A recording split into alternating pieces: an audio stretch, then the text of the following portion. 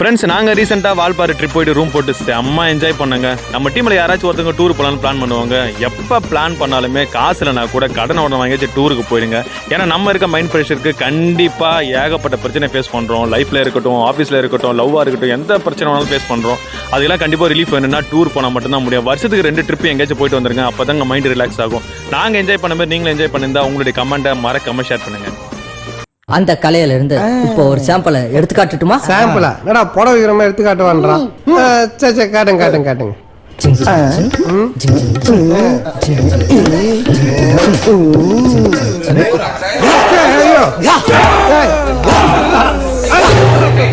இதெல்லாம் போலீஸ் ஸ்டேஷன்ல பைத்தியர் ஆஸ்பத்திரியா? SI sir, ஐயோ இங்க பாருங்க சார், ஒரே பைத்தியங்களா இருக்கு sir. Sir SI sir, SI sir.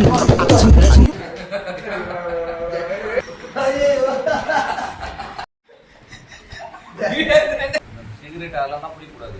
ட்ரிங்க்ஸ்லாம் பண்ணலாம், எப்பயாச்சும் டைம் பண்ணலாம். ஒரு 6 மாசத்துக்கு உடம்புல லோ பஸ் போச்சுன்னா எவ்வளவு இது வருது இல்லையா?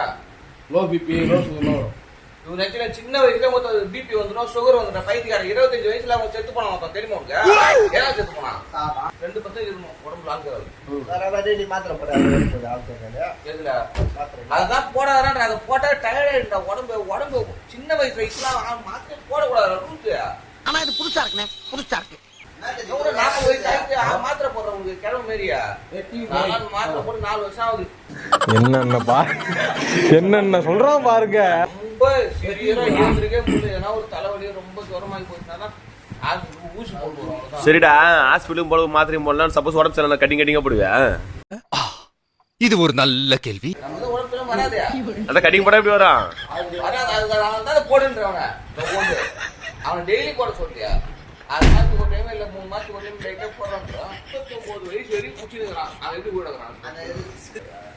ஏய், நீ சொன்ன விஷயம் கரெக்ட் தான்டா. சாராயம் குடிக்கிறதுக்கு அப்புறம் சாவாமக்கிறாங்க. அப்ப சாப்பிட்ட ஃபுட் அந்த மாதிரியா? ஃபுட்டு கூடு அப்புறம் சாப்பிடுவாங்க கூடு கஞ்சிதான். அப்ப அதுதான் காரணம், சாராய காரணம் கிடையாது. பயப்பிடிச்சிட்டான்.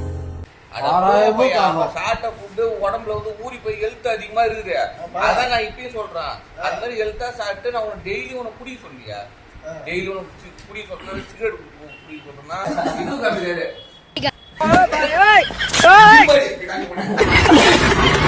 மச்சான் சட்டல எங்கடா?